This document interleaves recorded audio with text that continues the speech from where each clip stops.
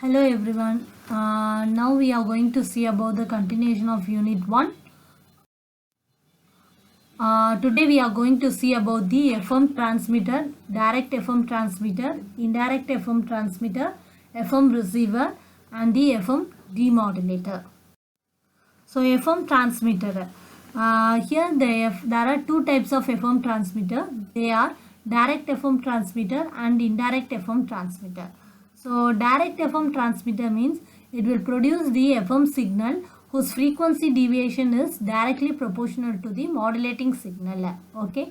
So indirect FM transmitter, it means it will produce the FM signal whose phase deviation is directly proportional to the amplitude of the modulating signal. First we are going to see about the direct FM transmitter. So in direct FM transmitter there is three types. First we are going to see cross by direct FM transmitter. So here the modulating signal is given to the frequency modulator and oscillator. So the frequency modulator can be reactance modulator or voltage controlled oscillator. So the frequency of the unmodulated carrier is Fc is equal to 5.1 megahertz. So this frequency is multiplied by 18 to generate the transmitted frequency of the 91.8 megahertz. It is the center frequency of FM signal. So here the AFC loop is similar and it is used to maintain the center frequency of the unmodulated carrier stable. So the multiplier output given to the mixer is 6Fc is equal to 30.6 megahertz. The crystal is a reference oscillator and it will generate the 28.6 megahertz. So the mixer will generate the 2 megahertz difference frequencies and it will give it to the discriminator through amplifier.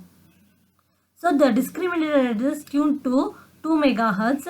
Then the mixer output frequency, then discriminator will generate the DC correction voltage. So this frequency deviation of a 6 Fc depending upon modulating signal. So the DC correction voltage also contains a corresponding variation. It will be filtered and voltage is then used for frequency correction. Next one is automatic frequency correction. So the automatic frequency correction is incorporated in the FM transmitter to keep the carrier frequency stable. So this problem can be overcome with the help of the automatic frequency correction only.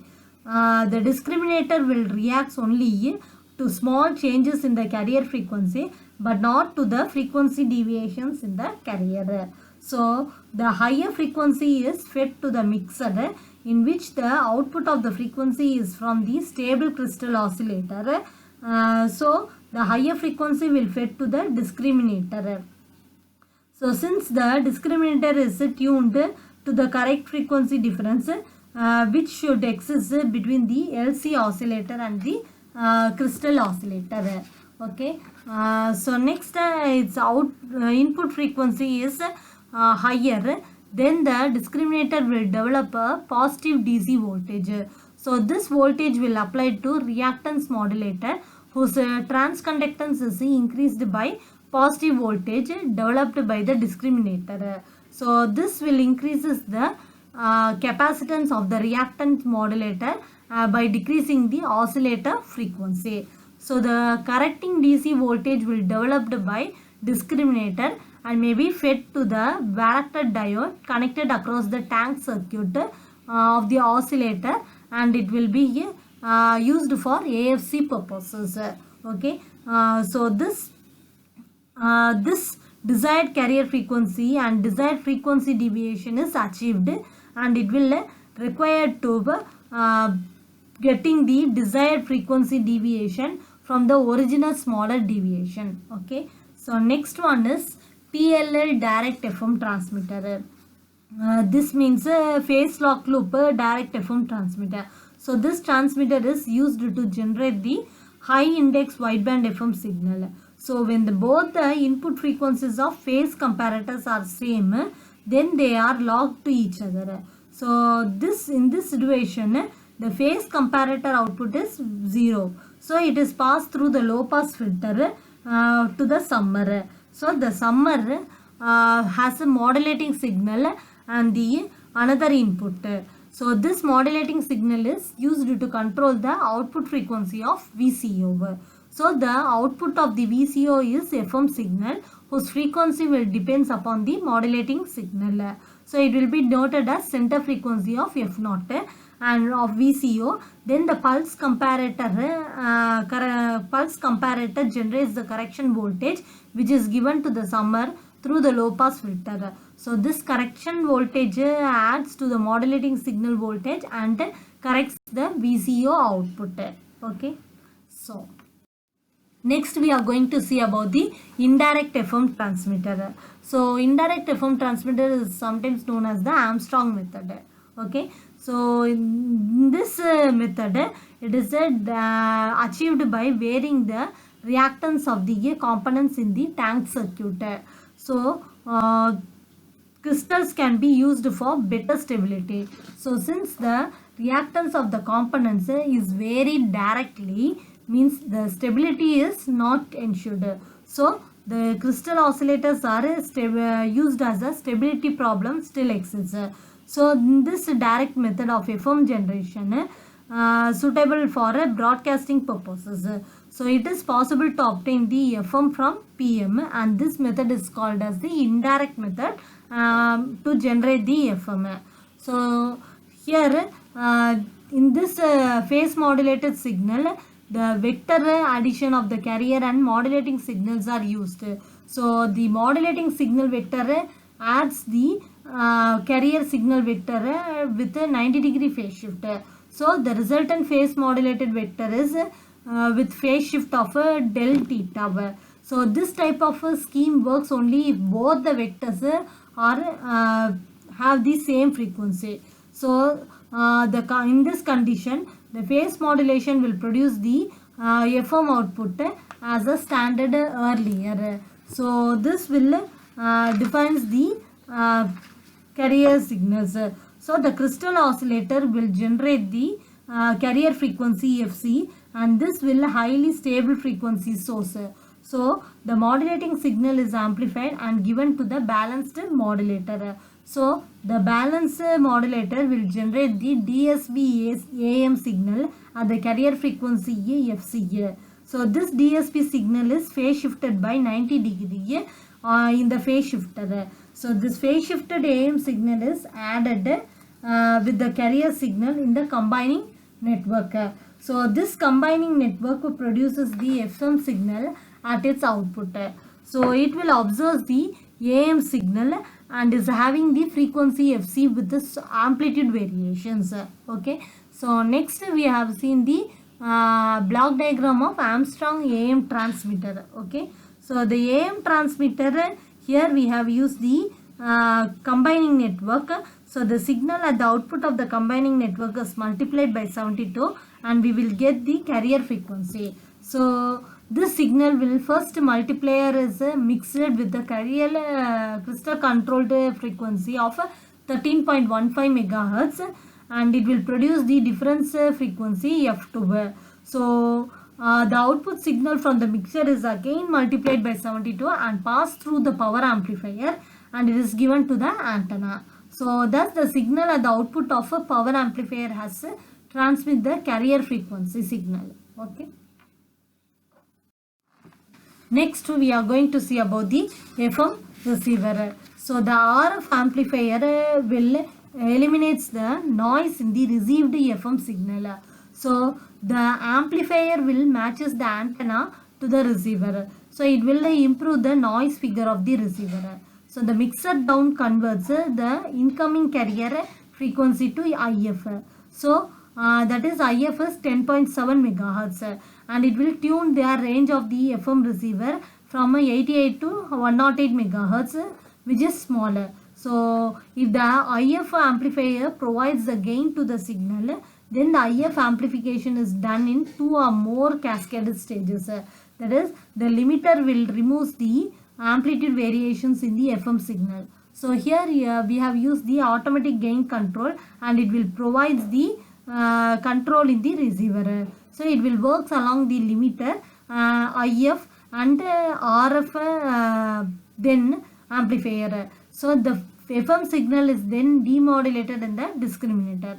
So after that it will pass through the de-emphasizes voltage amplification and given to the audio power amplifier. So the audio amplifier drives the speaker.